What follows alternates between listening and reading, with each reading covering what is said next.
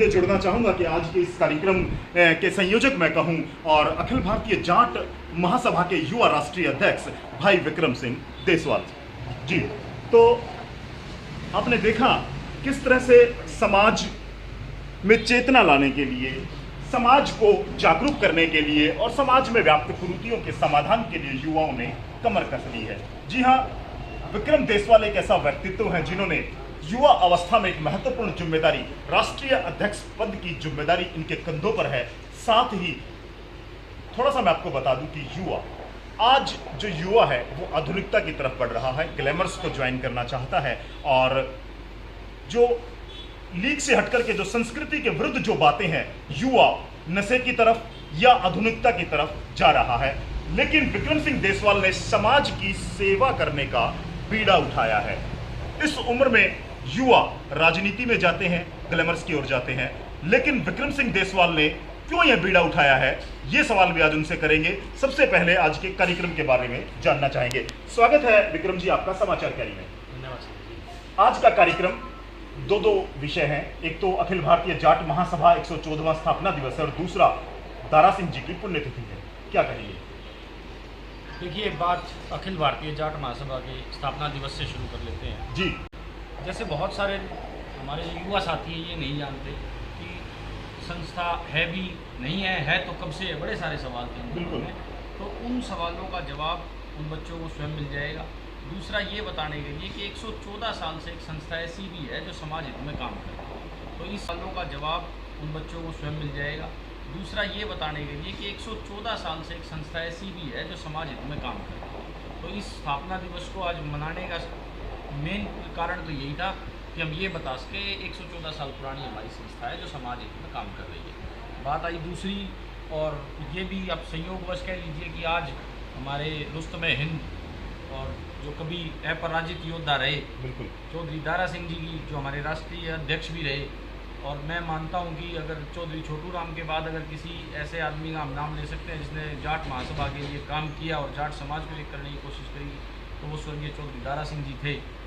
तो आज उनकी भी पुण्यतिथि थी, तो हमारे लिए एक पंथ दो काज हो गए, और इसी मीटिंग के थ्रू हमने भी सबको जो है उनको श्रद्धांजलि देने का भी काम कर दिया, कि उनको भी श्रद्धांजलि दी गई। और बात आज के उपलक्ष्य की आती है तो ये प्रोग्राम हमने अपील की है जितने भी हमारे पदाधिकारी हैं कि अलग अलग स्टेटों में वो लोग अलग अलग प्रोग्राम करें, क्योंकि बड़ा प्रोग्राम करना भी बीमारी के दौरान ठीक नहीं था जी। तो इसलिए हमने कोशिश की है। आपको शाम तक उसका फेसबुक पे देखने को मिलेगा कि सैकड़ों जगह आज ये प्रोग्राम स्थापना दिवस का होगा। चलिए विक्रम जी, राजनीति से आप जुड़े रहे हैं, आप चुनाव भी लड़ चुके हैं, राजनीति को आप एक तरफ करके समाज सेवा में आगे आए हैं। इतनी बड़ी एक राष्ट्रीय संस्था के आप राष्ट्रीय अध्यक्ष भी हैं, यह विचार किस तरह से मन में आया, एक तरफ राजनीति और दूसरी तरफ समाज सेवा? चुनाव संजय जी जिस टाइम लड़ा उस टाइम हम राजनीति में सक्रिय थे जी, लेकिन 2016 के जाट आरक्षण के जो दंगे हुए उसमें जिस तरीके से आप भी हरियाणा से हैं, मैं भी हरियाणा से, जिस तरीके से हरियाणा के भाईचारे को तोड़ने का काम किया गया और एक षड्यंत्र के तहत पूरे हरियाणा प्रदेश को जो दूध दही का खाना, हमारा भाईचारा जो मेल सबसे बड़ा नाम हरियाणा, उस प्रदेश को तोड़ने मरोड़ने का जिस तरीके से भाईचारे को उखाड़ने का काम किया, उन बातों का एक दिन बैठ के ऐसे ही हम आपस में जिक्र कर रहे थे कि भी ये कैसे होगा। 16 साल के बच्चों की छाती में गोलियां मार दी, भाईचारा तोड़ दिया, किसी को करना चाहिए। तो हमारे एक अंकल जी कहने लगे भाई तू नहीं करेगा तो कौन करेगा। अब सबसे बड़ी बात संजय जी है ना कि भगत सिंह सबको चाहिए, पड़ोसियों के घर में चाहिए। बहुत बढ़िया। तो तब उन्होंने कहा कि भाई तुम नहीं करोगे तो कौन करेगा। ऐसे ही सब कहते हैं कि कोई ना कोई तो करेगा। तो वहाँ से प्रेरित होकर हम फिर महासभा में जुड़े। महासभा में जुड़ने के बाद चौधरी युद्धवीर सिंह जी जो आज हमारे राष्ट्रीय महासचिव भी हैं, और मैं बार बार कहता हूँ कि हिंदुस्तान के सबसे बड़े थिंक टैंक भी हैं, आज भारतीय किसान यूनियन के महासचिव भी वही हैं, और मैं कहीं ना कहीं मानता हूँ कि ये इतना बड़ा आंदोलन चल रहा है कहीं ना कहीं उनके दिमाग से ही चल रहा है। तो उनसे हमारी मुलाकात हुई, उन्होंने हमें इस जिम्मेदारी के लायक समझा, उन्होंने जिम्मेदारी दे दी, उसी दिन से हम अपनी जिम्मेदारी को निभाते हुए चले आ रहे हैं। चलिए विक्रम जी, एक छोटा सा सवाल और है। आपने किसान आंदोलन का भी जिक्र किया है और तमाम जो परिस्थितियां हैं वो पूरे देश के सम्मुख हैं। एक लंबा संघर्ष, 8 माह बीत चुके हैं। आपको क्या लगता है, आप राजनीतिक व्यक्ति रहे हैं लेकिन एक सामान्य पर्सन है आपसे, वर्तमान जो हालात हैं आप किस संदर्भ में देखते हैं किसान आंदोलन को लेकर के? क्या इसका हल निकलेगा? कब होगा समाधान? 8 माह से सड़कों पर हैं किसान। संजय भाई, ऐसा कभी नहीं हुआ। आपने मेरे से तो प्रश्न पूछे और राजनीति में ले जाके ना फंसाया हो। देखिए, चर्चाएं प्रश्न उसी से किए जाते हैं जो उस प्रश्न के उत्तर देने में सक्षम है। आज यह राष्ट्रव्यापी नहीं, अब ये एक अंतर्राष्ट्रीय समस्या बन चुकी है। देखो संजय भाई, बात जहाँ तक किसान आंदोलन की करें जी, कहीं ना कहीं राजनीतिक पार्टियों ने इसको अब षड्यंत्र में तब्दील कर दिया। किसान की तो कोई सुन ही नहीं रहा ना। किसान तो 8 महीने से बैठा है। लोगों ने, जो आज सत्ताधारी पार्टी है, उन्होंने इल्ज़ाम लगाने में भी कोई कसर नहीं छोड़ी। जैसा उनसे बना उस तरीके के इल्ज़ाम भी लगाए, तोड़ने की भी कोशिश करी, लेकिन किसान नहीं उठा, क्योंकि वो तो किसान है ना। उसको तो गर्मी में, बारिश में, सर्दी में काम करने की आदत है। वो अपनी जगह शांति से बैठा हुआ है। जिस दिन सत्ताधारी पार्टी को ये समझ में आ जाएगा कि तुमने गलत पंगा ले लिया, उस दिन इस किसान आंदोलन का अपने आप समाधान हो जाएगा। और जब तक अठधर्मिता में ये सरकार बैठी रहेगी तो उनको ये समझ में नहीं आया कि आज इस बार झगड़ा किसान से। और बड़ी छोटी मांगों के साथ ये लोग आए थे, जो देखो घर मिला है मेरे तरीके से बने। बिल्कुल। तो जो किसान हैं, जब कानून उनके ऊपर बनने थे, उनके मस्जिद बनने चाहिए थे बिना किसी से पूछे। और कॉरपोरेट सेक्टर के हक में ये जो कानून इन्होंने बना दिए, इनको वापस लेना पड़ेगा। अब नहीं तो और 2 साल के बाद ले लेंगे। अब जो लोग बैठे हैं वो तो बैठे ही हो, तो नहीं लेंगे वहाँ से। चलिए, एक और महत्वपूर्ण जो विषय है वो ये है नशे को लेकर के। आपने अपने उद्बोधन में भी, जब आप अपना अध्यक्षीय भाषण दे रहे थे, जब संबोधित कर रहे थे, आपने नशे का एक जिक्र किया था कि समाज में नशे के बढ़ते दुष्प्रभाव और कुप्रभाव को रोकने के लिए आपके पास क्या प्लानिंग है? किस तरह से अखिल भारतीय जाट महासभा कार्य करना चाहती है? संजय जी, कुछ बातें हमने कुछ एक ब्लू प्रिंट तैयार करके रख रखा है उसके लिए जी। क्योंकि वो समाज में हम जिस दिन वो लेके आएंगे तो वो बड़ा, मतलब बड़े लेवल पे उस चीज़ को लेके आएंगे। उसी के अंदर सबसे बड़ा हमने जो मुद्दा रखा है वो रखा है नशाबंदी जी। का। नशा कैसे हमारे युवाओं से दूर रहे। और नशा आज एक समस्या नहीं है। आज नशा उस लेवल पे पहुंच गया कि आने वाली जनरेशन का सिस्टम ही ख़त्म हो जाएगा। हमारे ऐसे ऐसे बच्चे हैं, मैं जो हमारे अपने जानकारी में है, रिश्तेदारी में जानता हूँ, जो बच्चे आज 16, 17 साल की उम्र में जो है नशों में लिप्त पड़े हैं। तो उन चीज़ों के लिए हमने एक बड़ा महत्वपूर्ण सा एक कार्यक्रम ऑर्गेनाइज़ किया है। उसके लिए जैसी जो भी चाहे काउंसलिंग क्लासेज होंगी, चाहे वो नशा मुक्ति केंद्र होंगे, या बच्चों को जिस तरीके से भी समझाया जाएगा, गांव-गांव बात पहुँचाई जाएगी, वो सब ब्लूप्रिंट बना के रख रखा है। बीमारी के चक्कर में वो रोड पे नहीं आएंगे, तब तक आ चुका होता है। चलिए विक्रम भाई, अंतिम सवाल है मेरा। आप युवा भी हैं और समसामयिक विषयों की गहरी समझ भी आप रखते हैं। कारण ये है कि आपने जब ये जाट आरक्षण आंदोलन के बाद, मैं आपसे पहली जब मैंने मुलाकात की, हमारी एक बाइट भी हुई थी, आपने ये कहा था कि संजय भाई, सबसे पहले मेरा जो प्रयास रहेगा वो रहेगा समाज में समरसता पैदा करना, छत्तीस बिरादरी के भाईचारे को मजबूत करना, और जो बेगुनाह लोग हैं, चाहे वो किसी भी जाति से हैं, उनके लिए लड़ाई लड़ना। आपने वो लड़ाई भी लड़ी, कुछ हद तक आप कामयाब भी हुए, और अब आप नशे को लेकर के जागरूक होना चाहते हैं, बहुत अच्छी बात है। तो इस पूरे प्रकरण को लेकर के और आज के इस विषय को लेकर के युवाओं के लिए खासतौर से मैं जानना चाहूँगा कि विक्रम सिंह देसवाल क्या सोचते हैं, क्या मैसेज तमाम दर्शकों और यहाँ बैठे लोगों को आप देना चाहते हैं? संजय भाई, युवाओं के लिए इतनी ही सोच रखता हूँ आज मैं कि किसी भी तरीके से सिर्फ संगठित हो जाओ। जब संगठन में आओगे, 10, 20, 50 लोगों के बीच में बैठोगे, तो समाज के बुद्धिजीवी वहाँ आते हैं।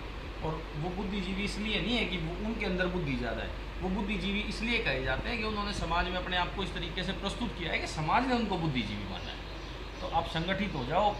समाज के जो हमारे पुरुष, जो आज महापुरुष जो कुछ है, मैं तो कुछ ऐसे भी हैं लोग जिनको जानता हूँ जो 25-25 साल से लगे, वो भी समाज के महापुरुष ही हैं। कुछ चले गए, तो उन लोगों की जो जीवनी है उनसे सीखो, और कहीं ना कहीं अपनी कोशिश करो कि समाज को दोबारा से पटरी पर लाके और देश के हित में ज़्यादा से ज़्यादा सक्रिय काम किए। संगठन को लेकर के एक और सवाल पैदा हुआ है। संगठन को लेकर के आप बार बार संगठन पर फोकस कर रहे हैं कि संगठित हो, संगठित होकर के ही आप ये कर सकते हैं। तो संगठन को बढ़ावा देने के लिए, लोगों को संगठित करने के लिए विक्रम सिंह देसवाल क्या कर रहे हैं अखिल भारतीय जाट महासभा के बैनर तले? मेरी जितनी कोशिश होती है, मुझे कोई भी कहीं भी बुलाता है, ये बड़ा गंभीर प्रश्न है। उत्तर प्रदेश के अंदर मेरे सामने ये बड़ी चुनौती आई इस बात की कि वो कहने लगे कि यार 100 आदमियों के प्रोग्राम में राष्ट्रीय अध्यक्ष आ जाते हैं। तो मेरी ये कोशिश होती है, चाहे कहीं 5 बैठे हो, चाहे 50 बैठे हो, चाहे 5000 हो लोग, अगर मेरे पास समय उस समय के लिए है जिस समय वो मुझे बुलाना चाहते हैं, तो मेरी कोशिश होती है मैं ज़्यादा से ज़्यादा लोगों से जुड़ सकूँ, क्योंकि जो कुछ होगा वो मिलने जुलने से ही होगा, तभी बातें समझी और समझाई जा सकती है। बाकी सोशल मीडिया के माध्यम से तो जितना हम कोशिश कर रहे हैं, जितना यूज़ कर सकते हैं उतना कर ही रहे हैं। सोशल मीडिया के लिए IT की टीम भी बना ली हमने, ठीक है, और सोशल मीडिया की हमारी IT टीम ने बहुत बेहतरीन काम किया है। मतलब एक बड़े छोटे से 4 से 6 महीने के अंतराल में 10 मिलियन की उसकी रीच हो गई थी, तो वो आप समझ सकते हो ज़्यादा बहुत बड़ी बात है। 10 मिलियन की रीच कितनी बड़ी हो जाती है। तो युवाओं तक ज़्यादा से ज़्यादा पहुँचने के लिए हम हर साधन का यूज़ कर रहे हैं, चाहे वो अपना पर्सनल हम जा सकें, फिजिकली हम उस जगह जाके मतलब प्रेजेंट हो सकें, चाहे सोशल मीडिया का यूज़ कर सकें, या किसी तरीके से जो और हमारे साथी जो जुड़े हुए हैं वो उनके कहीं ना कहीं किसी न किसी तरीके से संदेश पहुँचाते रहते हैं। और संदेश जो आप संगठन जोड़ने की बात करते हो, देखो बिना संगठन जोड़े, बिना लोगों के इकट्ठे हुए, तो ये ऐसी बातें तो हम भी बिना कैमरे के भी कर सकते हैं, लेकिन जब तक लोग नहीं जुड़ेंगे तब तक समझेंगे कैसे। चलिए विक्रम जी, आपने एक मुहिम शुरू की थी, आपने हरियाणा में पत्रकार वार्ताएं की हैं, उत्तर प्रदेश के मैंने आपके कार्यक्रम देखे हैं, अन्य राज्यों में भी आप गए हैं, तो बीच में ये जो ब्रेक है क्या कोविड के कारण है, और संगठन में आप कितने पदाधिकारियों की नियुक्तियां कर चुके हैं? मैं अभी तक टोटल राष्ट्रीय कार्यकारिणी के अंदर 50 से 60 लोगों की नियुक्तियां कर चुका हूँ, जिसमें IT विंग भी शामिल है, जिसमें छात्र विंग भी शामिल है, और मेरी अपनी टीम भी है। दूसरा आपने जिक्र किया इसका हरियाणा प्रदेश वाला, या ये जो ब्रेक जो लगा, इसका निश्चित रूप से कारण कोरोना ही है, जिसने पूरे विश्व को रोक दिया, तो संगठन तो रुकना ही था। मैं खुद भी आपको पता है पीछे कोरोना से संक्रमित हो गया था, तो बहुत सारे अब हमने महापुरुष भी अपने खो दिए। हमारी महासभा को बहुत बड़े धक्के लगे हैं आज इस दौरान।